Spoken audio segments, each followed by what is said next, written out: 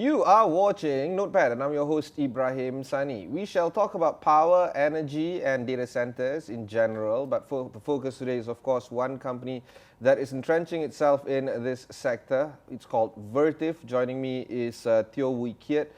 He is the country manager of Vertiv in Malaysia. Wooi Keat, thanks again for spending the time with us. Thank you. And you know, this is a B2B company. Not many consumers know, not many people know about the company itself. Let's talk about Vertiv. What is it all about? Okay, first of all, thanks for having me here, Ibrahim, this morning, today. I come from this company called Vertiv. We are an American company, $4.3 billion US company, headquartered in Columbus, Ohio.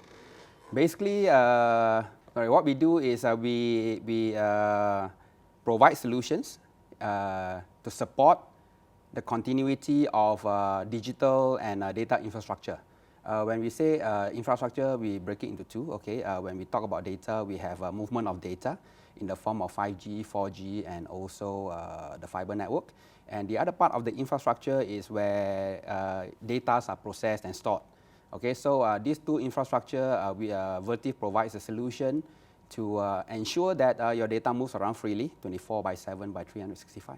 So when we talk about data centers, physicality is important. Where are your data centers located? Most of the data centers in Malaysia are located in cyberjayas. Okay, they are where the government wants to incubate knowledge and as far as digital society is concerned. And a lot of data centers are also owned by the owners themselves. The two biggest data custodians in Malaysia are the government of Malaysia and also the banking financial services institutions, you know, and they host their own data as well. So data centers are everywhere, not only in Cyberjaya, but also in Bangi. For example, some of the banks host their data in Bangi because that's where the banking training centers and all those things are. They are there. Okay, I just want to make that clear. So you don't own the data centers, your customers do? Yes, we do. We support the infrastructure. Wait, you do what? You own the data centers or your customers do? Our customers own the data center. Okay. They are our clients. Okay. So your customers own the data centers, so what do you do? Data centers produce a lot of, move a lot of data. Okay, and when they move a lot of data, they require cooling. Okay, and also they require uninterruptible electricity. Okay, because at the end of the day, if a data center goes down, it can only be because of two reasons. One is interruption of power, and interruption of heat movement out of the data center. Okay. Because these are the two things that can kill servers. And we provide a solution to ensure that environmental is controlled within the data center and also uninterruptible power in case of a utility shutdown. So data can move, and the uptime of data centers is very critical to these operators because they serve clients and they serve internal clients and also external clients as far as providing data is concerned. All right. Who would be your competitors then? Well, they are competitors within international competitors and also upcoming competitors from China. Right. You know, and so how's business like in Malaysia? Business in Malaysia is growing. Okay. What are your clients like? Our clients, okay. We do a lot of wherever data is available, we will be there. Wherever data movement and storage is available, we will be there. Like for example, telecommunication companies. Okay, most of the telecommunication companies are our clients because they own the network to move data, the infrastructure to move data. Our clients are also the banking financial service institution that I have mentioned to you, the government of Malaysia as well, you know, who have their own data centers. And last but not least, you know, the data storage and processing providers, you know, like in the form of data centers or data hotels that we call it. You pointed out two things, right, that might stop a data center from operating. Number one is the cut off of energy. Number two is the transferment of energy, moving out, heating. Moving out heat from the data center out of How often does that happen? Nowadays, we don't see a lot of that happening with the move of technology. Okay, as far as electricity reliability is concerned, Malaysia is still on par with the international standard. You know, but we are providing an insurance, a just in case kind of a situation whereby we don't want that to happen. and for consumers like you and me today, we probably have experiences whereby when we renew our road tax, there's a board on the counter that says system down. Yeah, I know, it's crazy, right? So closed, open, system down. It says, it's hardwired. So we try to prevent that. Our infrastructure, our support to the infrastructure tries to prevent that system down kind of thing. That data continues to move freely. As much as we don't want that to happen, it does happen. And we want to be able to, as far as Vertiv is concerned, we want to be able to alleviate those problems. By from being an issue, to the data providers.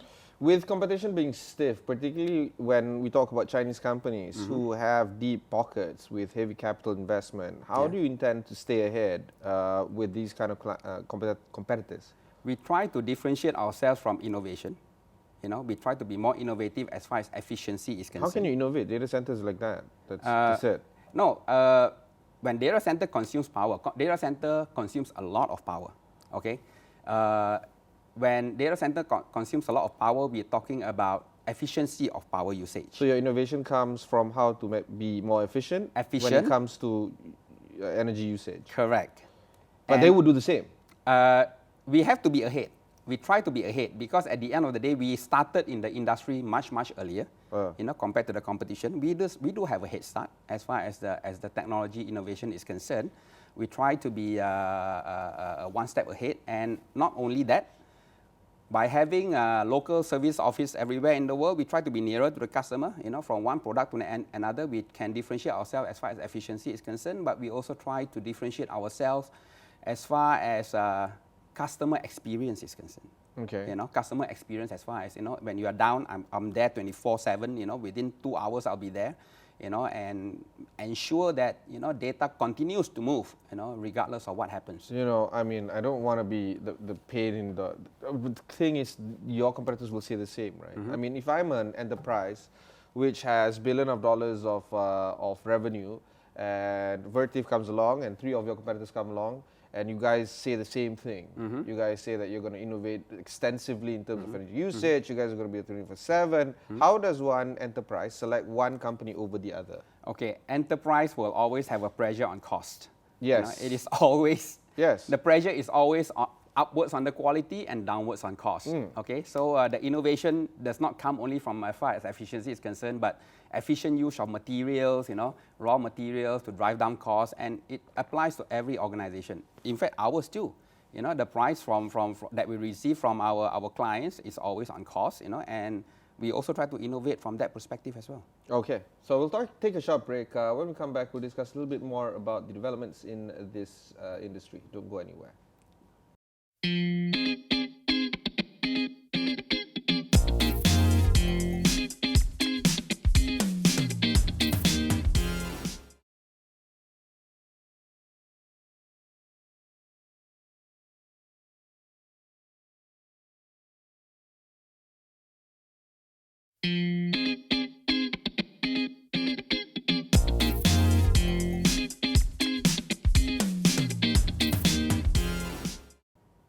Thanks for staying on with us. We're in conversation with Vertiv, an energy and data center manager. Joining me is Teoh Wooi Keat, the country manager for Vertiv in Malaysia. Wooi Keat, what I know of is that some sectors and some industries have laws that require these companies to have data centers physically located in Malaysia. One sector is the financial institutions, where they cannot have their cloud data centers to be hosted elsewhere outside Malaysia. First of all, what's with the rationale of having such a law in place? It's personal data, Ibrahim. At the end of the day, the data localization policy that our government is dabbling on now, and Bank Negara has also come up with a policy whereby data of personal information should reside in the country. Because at the end of the day, by residing this data out of the country, which some countries do, will actually expose, to security issues. In the digital world nowadays, nothing is entirely secure. We try to make it as secure as possible, but there is still some minor risk of data being leaked out. The recent So using that logic, if the data is hosted here in Malaysia, there's no data leakages. well, we control the security of the data by not allowing, I mean, we put in control our data and not put the custodian of the control, the security, into other people. You know? But we're already doing that. I Yes, mean, yes, we are. like, if I'm a bank in Malaysia, I'm already surrendering the management of my data center to you guys. But there is a kind of what they call it, an audit that Bank Negara can enforce upon the data custodians in Malaysia. Okay, whereby if the data is residing in other country, Bank Negara does not have any jurisdiction in the other country. You know, by having jurisdiction within Malaysia, within the borders of Malaysia, Bank Negara can provide a requirement on how your data center should be built, and how your data center should be secure.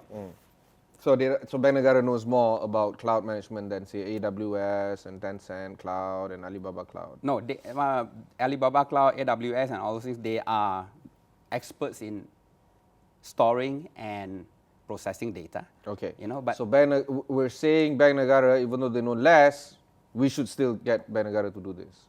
we should get Bank Negara to police this. Because they know better or they know less? They know about the financial requirement more than AWS. Okay. So and they not know about more. data center operation. Okay. So because of their field of information, they know a little bit more about financial, Correct. I guess, architecture, with the advice data of industry players. So therefore, it makes sense for them to host it locally. Yes. If it makes sense for them to host it locally for, say, the financial institutions, why not other sectors as well?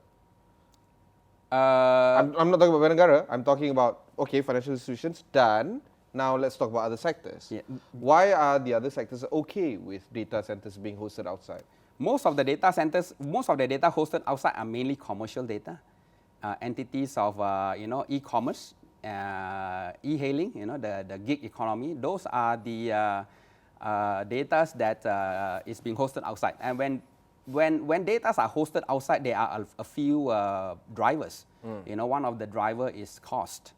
Okay, when you host a data comparatively between Malaysia and also in another country, the cost will drive would bring up the profitability of a commercial enterprise. Okay, look, I am a consumer. I use two things: CIMB Clicks and Gmail. Gmail has never failed me. Perhaps once in my life, but never failed me, 99.9% of the time. CIMB Clicks, let's talk about that specifically. It's really bad, all right? Sometimes I even log in and I see somebody else's accounts. Okay, it's reality, right? And being, next staff of CIMB, it saddens me. Okay. The funny thing is, Gmail servers are located not in Malaysia. Correct. CIMB Clicks are. Yes. As a consumer, how do I make sense of this? We can put it in a way whereby, as far as data center operators in Malaysia, whereby you host the data with a data hotel in Malaysia, they are mainly local players. Yeah. Okay? We have not invited, or maybe the environment is not conducive enough for international players like Google to come into Malaysia. Hang on, I got to stop you there. Why is it not conducive enough? Okay. What makes it conducive? Let me rephrase. It's cost. It's a cost. It's the cost of operating a data center in Malaysia. Okay. But our ringgit is so low, right? I mean, if Google is going to pay $1 for whatever service, they get 24 cents, something like that. Google will probably convert everything to US dollar, regardless of. So 24 cents lah, come here. Yeah, but the cost of operating a data center is electricity. Which Malaysia is on par with the regional players, and regional countries. Water, we have abundant. Knowledge of knowledge workers, which we do have, but there is this bandwidth cost, on a US dollar to US dollar comparison. I think we are still behind in this cost, because bandwidth cost is actually a very big component of a cost of running a data center. You bet. Yeah, I'm pretty sure. Yeah. So that is something that we need to improve on. Yeah, we should. Make internet cheaper, basically. Make bandwidth cheaper, make internet cheaper. We have the connectivity. Yeah. We have the connectivity, the international connectivity. Everything is done, So the internet highway is there. It's big enough for everyone to use, but it's so expensive for everyone to use. The infrastructure is ready, and the cost differs from one commercial client to another commercial client, and to attract international data players, data storage and processing players into Malaysia, then there's quite something that we need to do. I know you can't speak on behalf of the internet providers in the country. Yeah, of but I just want to know, just want to pick your brain on this. Why is it that the bandwidth cost is so expensive? I know you can't speak for them, but what do you think? What I think is maybe a lack of competition, because a lack of competition will probably will not drive costs down, because as you mentioned just now, how would Vertiv differentiate ourselves from a Chinese player? Yeah. And what would drive our costs down is competition. Okay. And this is not seen, in your opinion, in the Malaysian landscape. I guess so. All right. Okay. We'll take a short break. When we come back, we'll discuss a little bit more with Vertiv.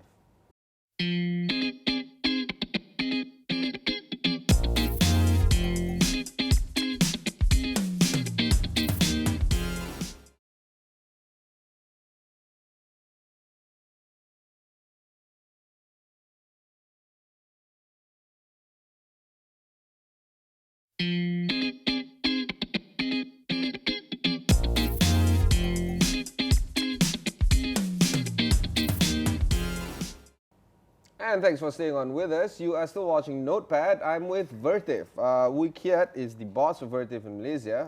I just want to wrap up our conversation into what the landscape will look like moving forward. We are entering 2020. Yes. The budget has been presented. We now have a roadmap of shared prosperity 2030. Plenty of roadmaps are now in place, including, for instance, the transportation roadmap 2030.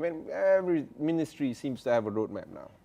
As a business owner, how do I make sense of all these various framework with knowing that the idea of digital economy is now at the forefront of our discussion?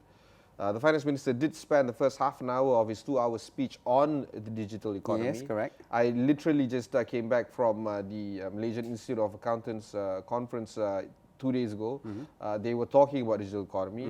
SC by SC is talking about digital economy. Everybody wants to talk about digital economy. Yes. How do I position myself moving forward as a business owner when we talk about digital economy and data centers and cost and many others? You see, from our perspective is that, it is a digital budget, from what I see.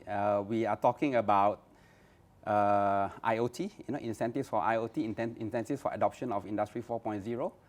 You and I, if you have a digital wallet, will get 30 ringgit in our digital wallet pretty soon, and I'm looking forward to it. What is important is, to know that, the amount of data that will be generated will increase tremendously, when this happens.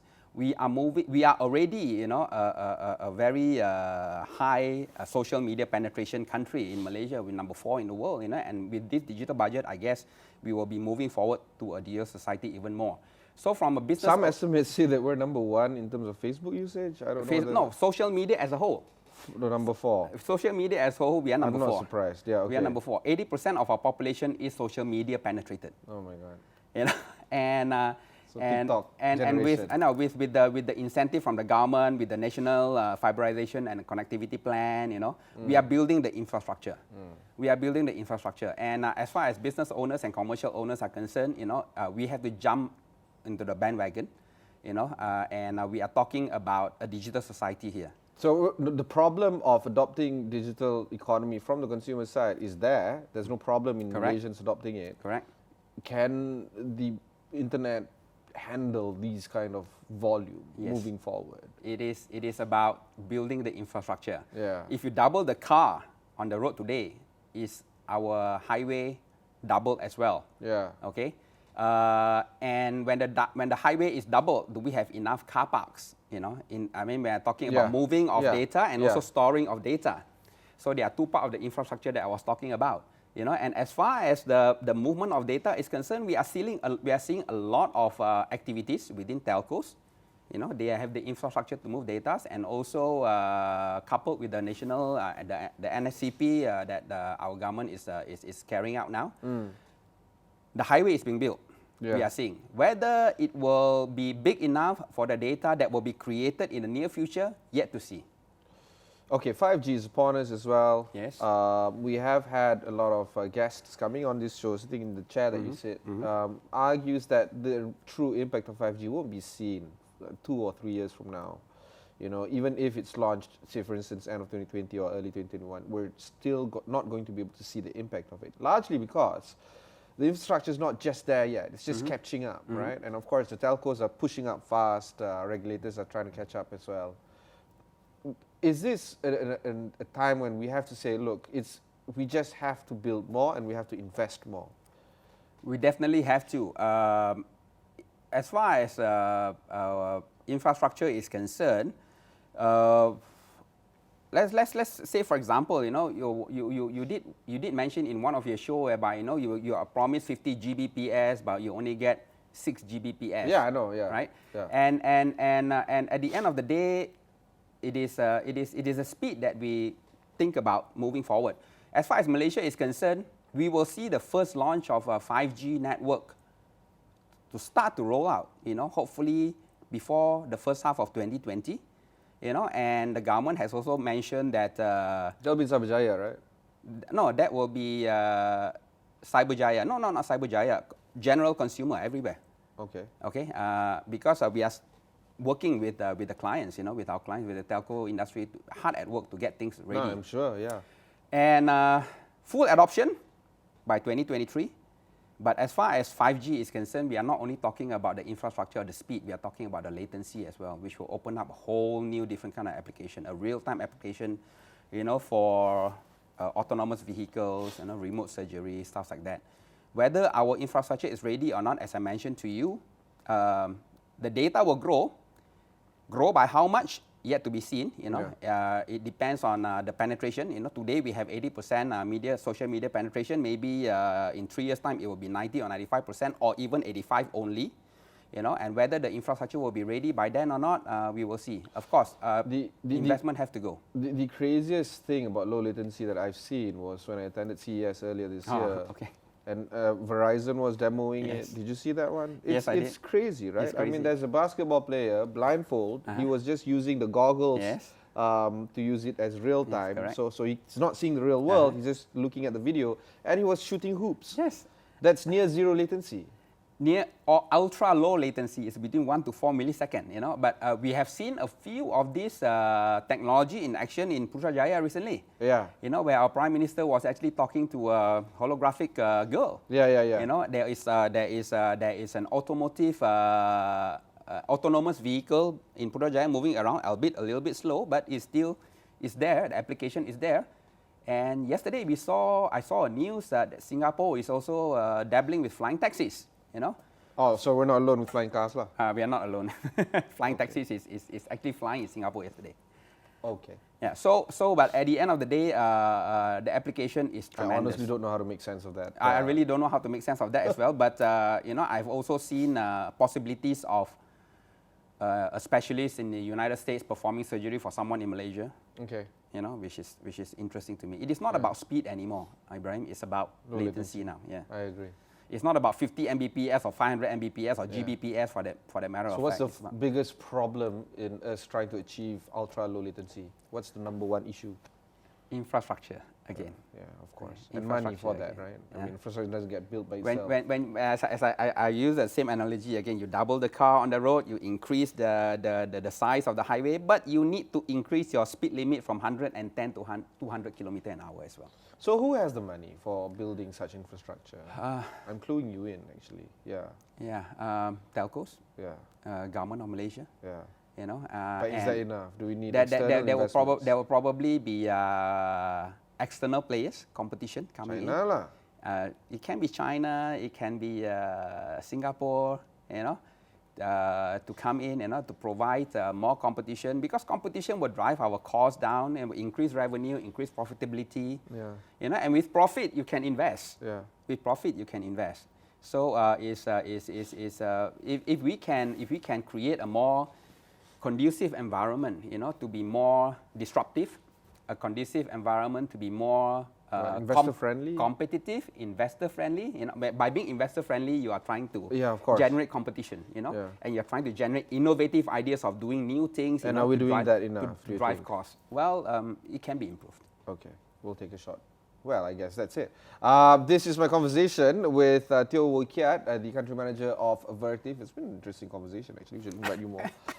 If you missed any part of this interview, you can watch our episode on astro.com/notepad with some latency, no ultra low latency. You can also watch this interview on your mobile devices. Just download AWANI app on your mobile devices, wherever you get the application. Until next time, thanks very much for watching and goodbye. Thank you. Thank you, sir. Thank you very much.